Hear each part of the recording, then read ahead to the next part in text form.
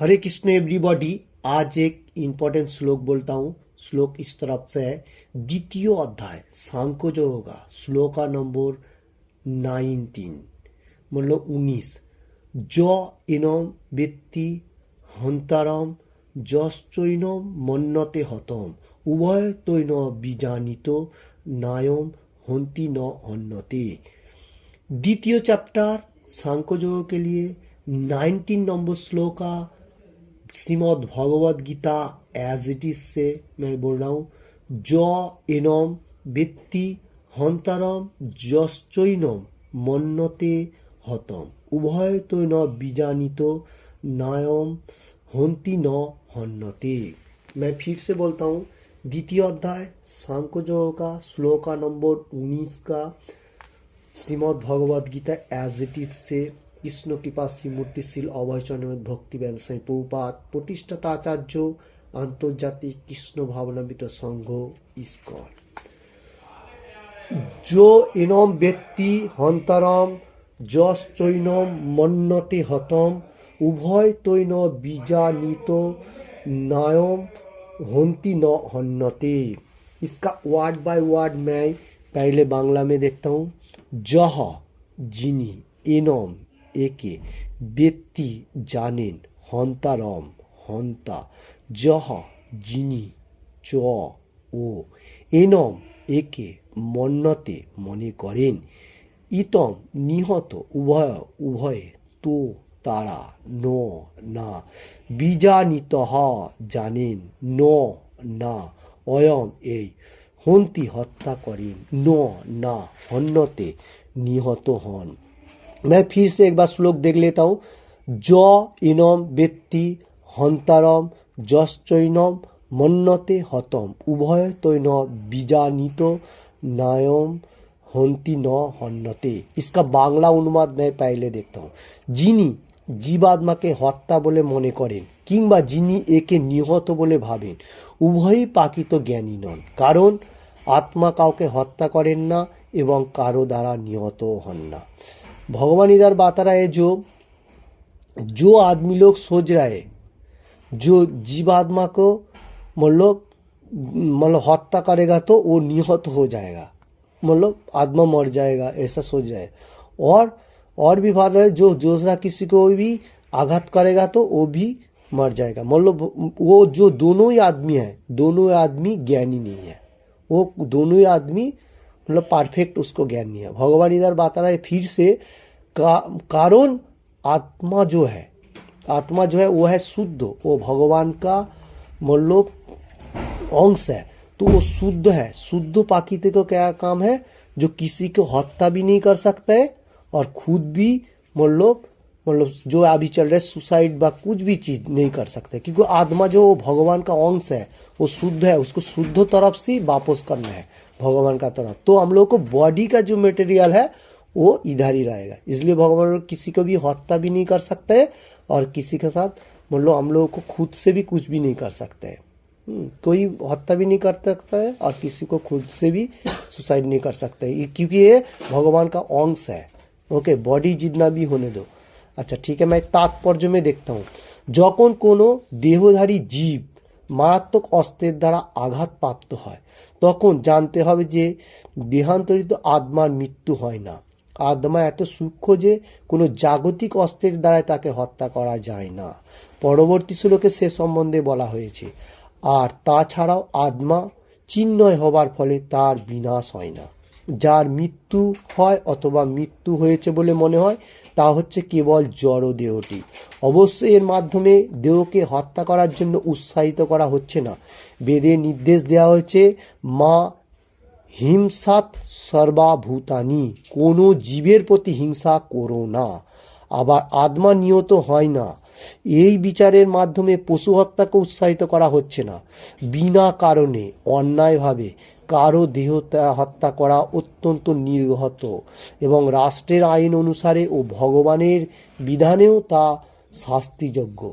ভগবান অবশ্য অর্জুনকে ধর্মের কারণের হত্যা কার্যে নিযুক্ত করেছিলেন, हठकारितार बशवर्ती हुए नय।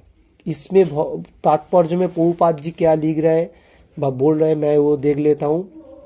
ये जो श्लोक है, ये श्लोक बहुत इंपॉर्टेंट है, सबको समझना चाहिए। द्वितीय अध्याय सांख्य योग का 19 नंबर श्लोक, 19 नंबर श्लोक में सबको ध्यान रखना चाहिए। जो एनम व्यक्ति हंताराम जश्चैनम मन्नते हतम उभय तो न बीजानितो नयम हंती न हन्नते। तात्पर्य में मैं देखता हूँ, भगवान मतलब इधर बात रहा है जो आत्मा है उसको अस्त्रों का साथ आघात नहीं कर सकते। कोई आदमी किसी को भी काटेगा तो उसका बॉडी रहेगा, आत्मा सूक्ष्म है, बहुत बारीक है, वो भगवान का जो शुद्ध है वो निकल जाएगा। तो इसका मीनिंग्स में कोई आदमी ऐसा सोच रहा है जो अगर आत्मा को काटा नहीं जा रहा है तो मैं क्यों उसको हत्या कर देगा, उसका बॉडी पड़ रहेगा, उसका सब मन बुद्धि भ्रष्ट हो जाएगा, वो मर जाएगा।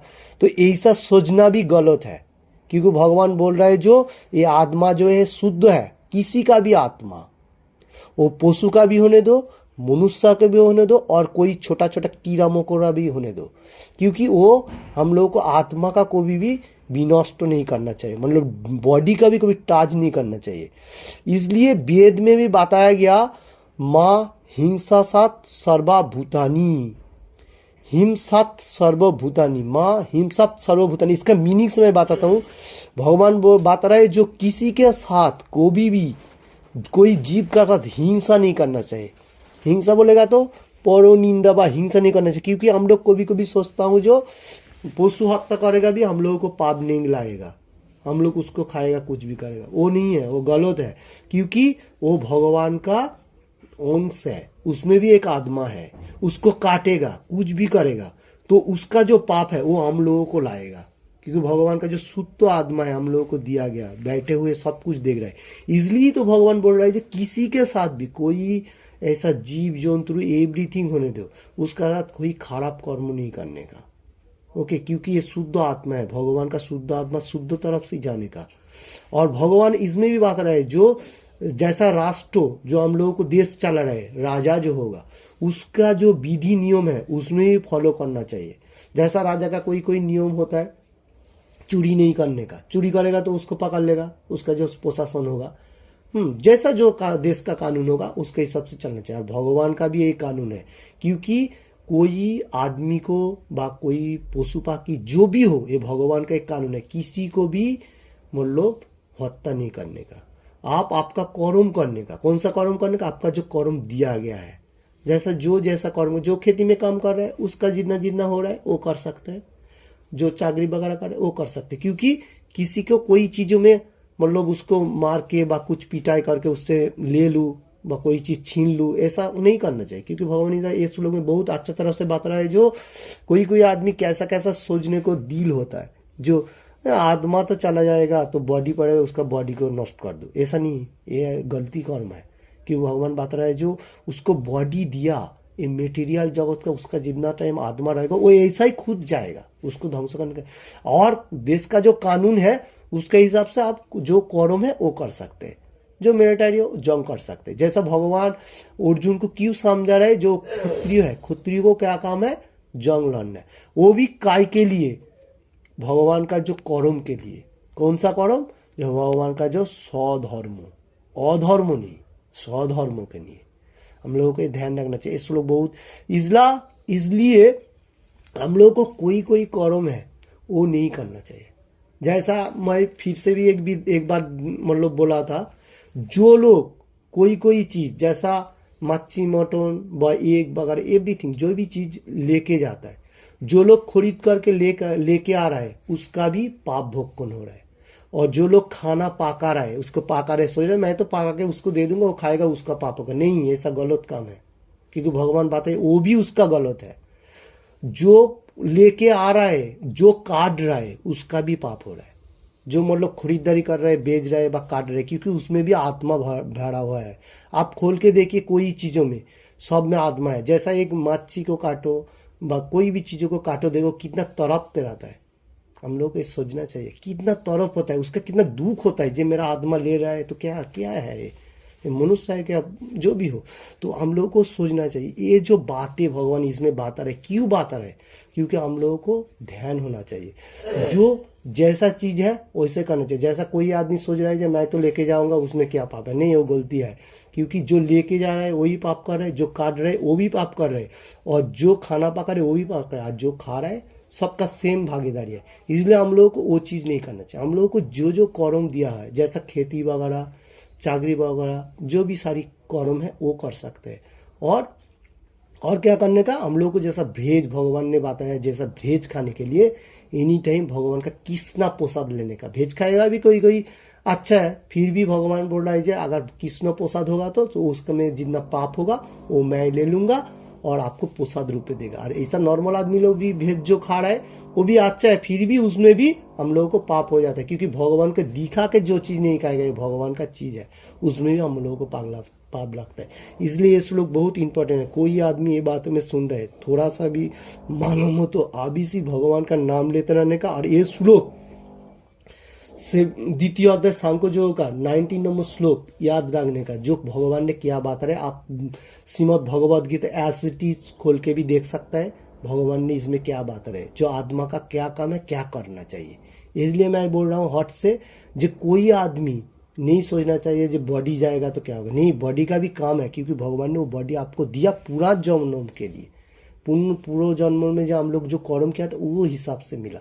हम लोग पशु पाखी भी हो सकता है, एवरीथिंग हो सकता है। मनुष्य जन्म मिला तो अच्छा है ना, तो इसमें से भगवान का नाम लेते रहेगा, फिर भगवान को पाप तो होगा। तो कैसा नाम लेना है, जैसे मैंने पहले भी बताया था, हरे कृष्ण कृष्ण कृष्ण हरे हरे, हरे राम राम राम हरे हरे। उसका साथ मैंने क्या बताया, जो 4 नियम पालन करने के लिए। ओके, 4 रूल रेगुलेशन जो है, ये भगवान का रूल है, ये नियम पालन करना। जैसे देश का एक शासन होता है, शासन कार्य, भगवान का भी कार्य होता है। ये कलिजुग के लिए 4 नियम एनी टाइम